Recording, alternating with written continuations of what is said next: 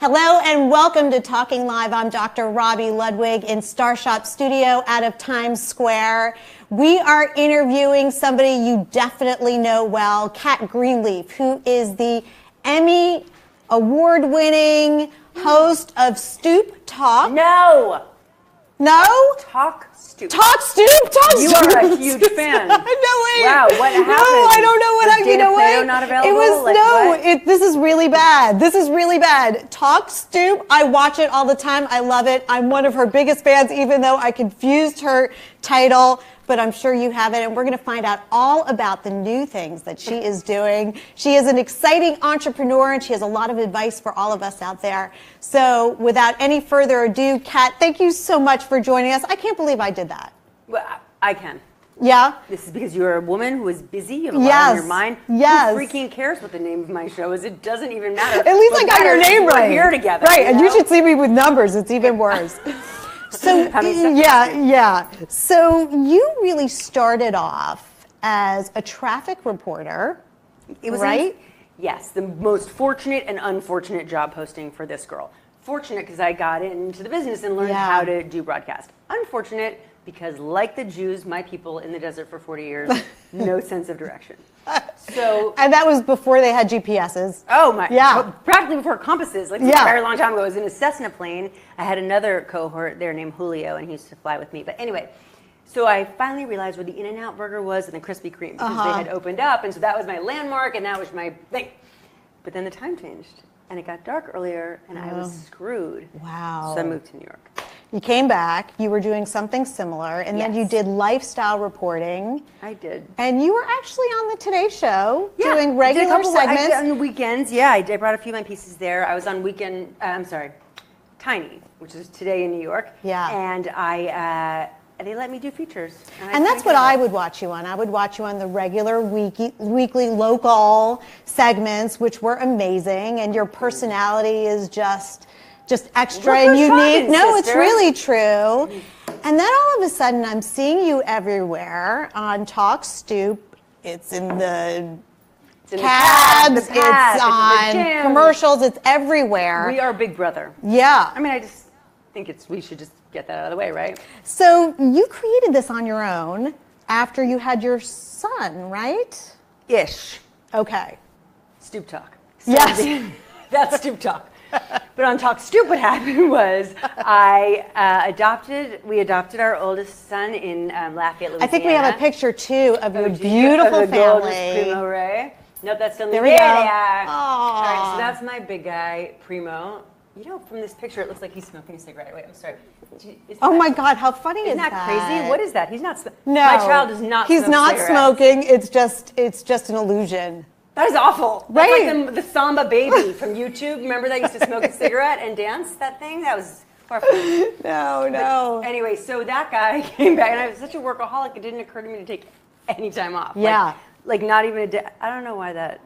It never occurred to me. Because you're so probably passionate about work, I imagine. Yeah, man, I was old by the time I started, and it's important to me, and I wanted to hang on to it, you know. And did you start in the business later? Yes, I was a 27-year-old intern. Wow. So what did you do first? I worked at a little, you know, Ziff Davis? I don't. Okay. Should I know this person? No, you shouldn't. Okay. No. Not Davis Ziff. This is Ziff Davis. Anyway, they had computer magazines. So imagine this. In the early days of the internet, shows about the internet. It was like the most boring, the worst, right? So we had to get rid of that channel. But there I was in San Francisco with like nothing I didn't know. Anyway, the only thing I liked was the morning show. So I called the local morning show and said, I like what you do. Can I intern? They said, are you in school? No. Are you old? Yeah. All right, come on in. It was fun. You know, all the things that were wrong ended up being right. So I got my internship there, looked around the newsroom, and I thought, I'm not smart. How can I do the news if I'm not smart? And so I just tried to do something that I could like pretend I knew what I was talking about, and that was traffic. That's how it started. So you didn't have any training in school? There was no coach that trained you how to write a package or I went for one semester to New York 55. It was at New York Tech, that's LI 55. Right, so that's in Long Island. Long Island. Correct? It was a genius, actually, the way they did the newscast. All the students did it, but you learned right there. And I remember I was so arrogant. I was like, I won't need to learn how to shoot my own camera. I'm sure I'll have a lot of Sherpa to do that for me. My first job, they handed me like a camera that weighed as much as you do, and then sticked to just as much, and it was crazy. But you know what? I learned. And you did it, and you learned. Yeah, and I loved it. I was the mall reporter at the Palisades Center Mall. So you would set up your own camera. They called it a one-man band. So I was a one-man band. Yeah. Well, that was just shocking that I was a man. That I learned that first. Well, And no, just one who's right? But it's like when you did your own thing, and that's how a lot of the smaller stations work because it saved money. Are you kidding? My newsroom backdrop was black and white. Yeah. It was supposed to look like, it was black and white. It was not like in an artistic, cool way. Like maybe no one will notice no one's moving. Right. It's black and white, but she's in color. Uh-huh. And that was my life. Yeah. But you know what? It never occurred to me that I wouldn't just keep. I think that's what it takes in our business. Just this kind of blind belief that you can go from point A to point B, and I think working really hard and nurturing your skills, I think, is part of what it takes. Yeah, but don't you kind of feel like anyone who succeeds does so because failure is not an option? Or they just love what they do, and it's the passion that really gets you to want to refine your art. Yes, and do it great, absolutely. And connect and communicate with people, which is really what we're doing every day. Yes, although I feel like they're communicating with me, and I'm just a conduit for the information, which is a crazy thing because I've been doing the show almost 9 years, and I feel like it has been given my awesome, and I truly mean this, I respect the role so much, this opportunity to take nuggets of wisdom from the celebrities or the people who are just accomplished or who have been through stuff, period. They have to be celebrities now because of the way the show is structured. It used to just be. Let's go back. I want to hear how it all started because you started this show on your own. Asked me that. No, and I want to hear about celebrities too. There's so many people that want to start shows like you have. You've done it successfully. How did you figure it out? Well, after interning and getting jobs and, holding them, I went up to pick up Primo, came back to New York City, went back to work, looked at the TV across the newsroom and saw some other girl doing my man on the street shtick in Russian. And I thought, well, here come the Russians. This is all over. No, but I thought, wow, there's just like someone else doing exactly what I do, which was probably, jaywalking from Jay Leno, like everyone steals. But in New York City, I wanted to, I had a good foothold there. And I thought, I got to do something new. But I've never had more than like 2 ideas in my whole life. So I went back to my husband. I said, I should do something new. He was like, you're totally right. And then went to sleep. And I woke up in the morning and it was there waiting for me, fully baked. And I know this sounds like a crazy story, but it's the real one that happened. Yeah. Talk Stoop. So I went into the newsroom and I said, all right, guys, I'm going to do this thing. I want to say to my Stoop, Talk Stoop. And here's my impression of what happened at the WNBC newsroom. Guys, I'm going to sit on the stoop. I'm going to talk to my seltzer guy. I remember my mom is into. I was like, all right, sounds good. So I just went and did it. And that's really how it happened. So you just did it on your own? Well, I was a features reporter, so I had the camera time and I had the edit time. But nobody cared what I did because I had been there a long time. And that's where being older And maybe they helps. trusted you. Yes, I think I was a trusted into the newsroom, at least. That's what I was told. And anyway, it doesn't matter because no one answered me anyway. So I was like, well, that wasn't really a no. So I'm just going to do it. And then my hand to God, miraculously that day, I'm trying to tell my photographer what we're doing. He says, who do you want to interview? And my friend walked by at that moment. She is an author. I saw the whole thing materialize in front of my face. So when you said, did I think of it? No, I really don't think I did. It was sort of delivered. You feel like you were a channel from God, a channel from, because it was meant to be. You were open to. The timing is too crazy to not think that. Well, and anyway, really, like I said, I had no other ideas. So maybe this was like God throwing. You didn't need any other ideas. Well, that's the only one I had since. Yeah. But so my first interview was this girl and God bless Susie Raja because she's like, I'll be right over. She had no idea what she was stepping into. And then because my son was born, my mother was there. So she also wanted to be on the stoop naturally. Oh, wow. And she had written a book called Help, a handbook for working mothers, which was like one of the first self-help books. How great is that? Well, because of people like her, we can now work not feel bad. Or work and feel really bad, which is what I do. There's always guilt, but at least we have advice to get. At least we know someone else felt guilty. Right. We know we all felt guilty. I don't don't know if my mom felt guilty. I mean, she Yeah. did write a 350-page single-spaced book all about leaving your kids at home, so maybe she didn't feel bad. She sublimated it by writing a book.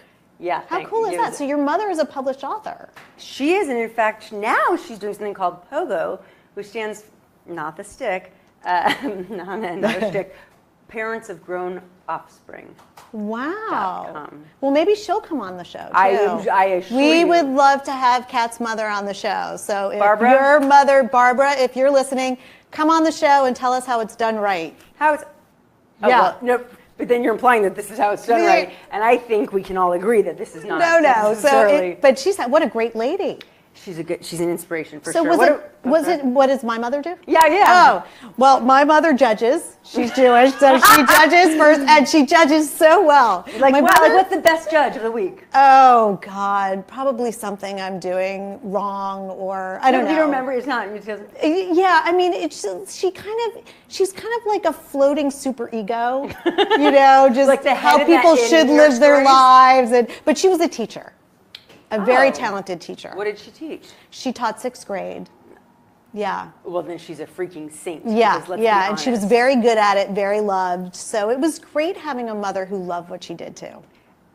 That's inspirational. Did you feel that your mother loved you also? Yes. That's good. Yeah, no, I did not feel like there was any competition at all. I mean, there's room for both, and I really think the happy parent is the good parent. So if a parent is doing something and they feel fulfilled, then it allows them to love being with their children, being with their family. That's always been my philosophy. But what about the poor parents who don't have the luxury of finding something that they love? Mm-hmm. I guess things are going to stink. Then you stick to your purpose. You have to think about your grander purpose and finding those moments in your day that are powerful and enjoyable. Because even if you don't love your job, there's probably something in your day that you do enjoy. Do you think people remember that thing? If they're trained to. You do have to train your mind to learn how to look for the optimistic moments. Well, is this a lot what, I don't know anyone who does prayers before bed, like on their knees anymore, but growing up, that was definitely a thing. Not in the Jewish community, but my friends who went to CCD, that's what they told me. But I thought that was awesome. Yeah. And they'd sit and think and reflect, and that's how I look at the Sabbath, on Fridays we give thanks. So my point is that I feel like people used to do a lot more, and now maybe it's not so vogue. Maybe not, but I think that we are trying to learn how to be present. And I've said this a lot on various shows. It's a lot easier to feel bad than it is to feel good. So everybody has to figure out how to train their mind to figure out how to feel as good as possible. You just said something very interesting. You said that this is the thing that you say on a lot of different shows. Yeah. So, Robbie, what is the thing that you say every time that only you come up with? That only I come up with? Oh, gosh. One of the things I say that I think only I say, or I've only heard myself say it, follow the fun. I'm a big proponent of following the fun. In fact, I plan on writing a book about it at some point. What will it say? Just understanding the psychological importance of fun as an adult and why that's so important. Is this like that whole coloring book craze? No, Okay. no, because I can't really color. I mean, I find it frustrating. No, I think that's different. I think that's to help people find kind of a calm, meditative moment. Right. So I think with fun, it's something kids do. If you look at your kids, because you have young kids, right? We do have a lot of fun. And they naturally follow the fun, right? They want to spend time with the kids that they enjoy. They want to play with the, computer games or watch the shows that they enjoy. And in adulthood, I think that is something we need to do deliberately. Ugh. But if you have to deliberately have fun. No, deliberately make it a goal to find the fun, enjoy the fun, Right, give what I just yourself said. permission. Yeah, but I think there's difference in forcing yourself to have the fun. It's a reminder. It's a reminder that should be a part of our lives. Totally, yeah. And I think sometimes when we're adulting, that doesn't always happen, or we can forget it very easily because there are a lot of pressures that come with being an adult, as we all know. Yes. But I was at an event last week with some veterans. Not veterans, U.S. veterans, and they were talking about, I mean, these are guys who lose an arm in battle and go to work the next week. True heroes. For reals. Now, the stresses in my day, well, genuine at the moment, Yeah. are like, are my sons going to be too entitled? Will I, is someone going to yell at me at work? You know, not that it's not all important, Yeah. right? We do work hard, but I don't know. I mean, do we work really hard enough to not be happy?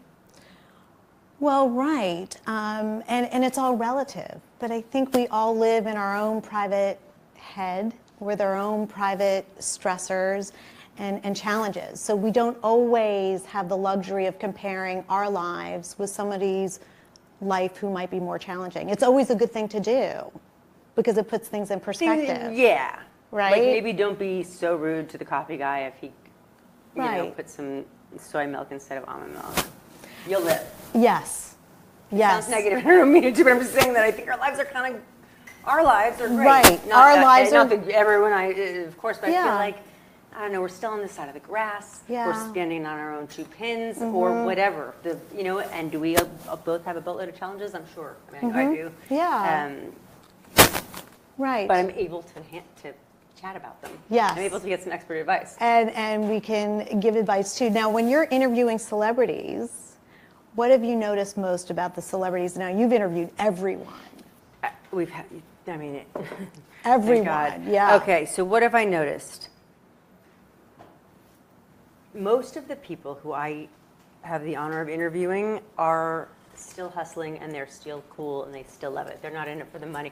You know, they've just, I've learned that the people who are really dedicated to their craft are just as genuine and excited to talk to me in my little teeny show as they would be if they were just starting out. And that is something Amongst all of them. So there's not been someone who's been intimidating or had a horrible attitude in I don't general. care. Why would I be? Who do I care? No, don't be intimidated. What are they? I'll never work in this town again. Like we're not in the same world, you know. No, So- but sometimes people can reach a certain level where they act like they're A level, and no, you have not not when you found walk that. into. Here's what happens. They walk into my house. I'll never forget the guy from the Kinks, Ray Davies, came in. The early days, like. It was like I'd be running home from work to shoot, and Ray Davies was there standing in a pile of dog pee and burping my kid who threw up on his back. And I was like, what the heck? You know, I mean, they're just people. So if he had heirs walking in, he stopped them. When one of the Kardashians came over, she had to throw her breast milk into the freezer, you know. The pretense is gone when you're in someone's home. And if it's not gone, then, you know, maybe the hostess is at fault. Maybe the attendee isn't so comfortable. I hear a couple things I've learned, though. If I let the celebrity take the space first, by the time I come down, they feel like they own that space, and they're welcoming me. And you learn so much more about a person when they're comfortable, you know? Yes, absolutely. I mean, can you imagine you walk into a house and it's like, ah! Everyone's like, you know, Yeah. so it's not like that. And so to a person, I have found that they like to be the welcomer. And you probably bring out the best in everyone. I just want to mention in all fairness, because you are an entrepreneur, and you have another business in addition to being a successful talk show host. You also have a Catskill mountain home, and we also have pictures of that because it is an event space that we are. She's I not know part of how the event. glamorous. That's right. Hello. And we're gonna have links so people can learn you. about your home in upstate in the event space and how appreciate people can that. find out about it. TheCatskillMountainHouse.com. And it's gorgeous. Thank you. Absolutely beautiful. We were really we got like the greatest of great deals, and so what we did was we made it into a wedding space so that we could allow brides and grooms to not have to lose their shirts on their first day of life together. I mean, you lose your shirt in a different way. Yeah. But we don't think it makes sense to spend $1 gazillion on a wedding when life is expensive. You know, marriage shouldn't be expensive because life is, and it's, you know, if God willing, long, and you know, kids to pay for. Right. So anyway, so we have been able, because we were sort of, again, we feel like we were gifted because the price was so great. We're able to offer really low cost places in a glamorous. And so if they glamorous. if they click on the website everyone can find out more about it if they're interested in renting the space. Yep. And is it just for weddings or is it for any Barn type of mitzvahs, anybody? I wish I knew about you then. Yeah, we do all camping. You can camp out. You can have the whole place for the whole weekend. It's 10 acres. It's pretty dramatic. And so our big thing is we're saying we're opening it up for weekends. And then some people are having their honeymoon there. And in fact, we're wrapping, right? Yeah, that's okay. We have time. We have time. So I read about this couple in the Daily Mail. They live in Houston. They were slated to get married on October 10th, and they did this dramatic thing where they put on their wedding gown and suit and took pictures in front of all the destruction to be artistic. But then they thought, we can't have a reception and a honeymoon when all these people are in need. So they donated all their money and they canceled their... How lovely. So I called them. I was like, listen, I have this event space. I would love to give you a proper photo shoot. And and so we flew them a miles. Wow. And they came. And the reason why it was so important for me to meet them in a lot of levels was because they just had the spirit right. You know, I'm officiant also for some friends. And, you know, we always talk about the walls that build, or the poles that build a marriage. And for me, that's what they had in spades, you know. They were like, well, how can we be gluttonous when these people have nothing? Yeah. You know, and they're neighbors. And that's rare. Oh my God, it's rare, like but that. it's that we can all do. And this is why, so I'm such a frugal, I don't want to go frugal Giamo though. I'm a frugal Jew. And I love the sale and so I've been collecting forever. And so I'm able to put together these really fun packages. And by the way, I always say like real estate business, not wedding business. We have someone else running that. But I have a lot of cool stuff that they can use to decorate, and they don't have to spend the money or schlep it all up there. And, you know. And you have your own furniture line? Well, in my head, I do. It's called the multi-purpose room. It's all based on shadow boxes, because everything should have form and function, my friend. Oh, okay. So that's something to look forward to. Yeah. Yes, I'm very much looking forward to it. And you're doing something new with Talk Stoop? Well, yes, we are doing a lot of new things with Talk Stoop. One of my favorite new things, and I would like to invite you to write one, is that for every person that I talk to, I ask you to write a question out for celebrities to come. Oh, and absolutely. They read it out on the air, and they'll read your name. So if you would do that, that would be anything I'd you be want. Honored. You let me know. Well, here's the other thing we started doing is stupid selfies. STOOPID. Because many people can't really break out of the serious selfie face. So we go, really dumb. So I'd like to take one. Yeah, no, we're going to do that too. Now. All right, I know that we're coming to an end, but I wanted to do Keeping It Real and just ask a couple of questions. What was one of your most... Wait, I'm sorry, you're implying that I was not real before? No, but we delve a little deeper. Or that's what we call it. It's just a set. This was Cooper's idea. Well, Cooper. We have a mutual friend. This was Cooper's idea. She's like, Robbie, you need to do something different. So this is, but it's good. I just think Cooper, you could have gone more positive. Like, you thought that was real. Right. Whatever. Keeping it more real. Right, realer. Okay, one of your most defining moments in life. Stand by. I'm sure I most defining moments in life. One of them. Giving up drinking. I'm sorry. And congratulations on your 3-year anniversary. Thank you. That is really wonderfful. It ain't easy, sister. But you're doing it. It's one step at a time. Family and no one could be gladder than I am. They don't have to grow up with that. Fantastic. What is your strongest personal quality? I am a good gift giver. Oh, nice to know. All right. What does the perfect day look like to you? Oh, now, look, obviously the marzipan sweet sugar part, and this is true, is, just hugging my babies. But really, what I love to do is be alone in my bed with the TV and watch marathon after marathon of any show there is. And eat pizza like it's going out of style. But you're so skinny. How do you do that? that? I ever get the chance to do this? Oh, okay. This is a fantasy. I just painted out here. You asked for a perfect day. That was it. And then, and of course, many hours with my awesome husband. And what is your best advice? I love your best advice.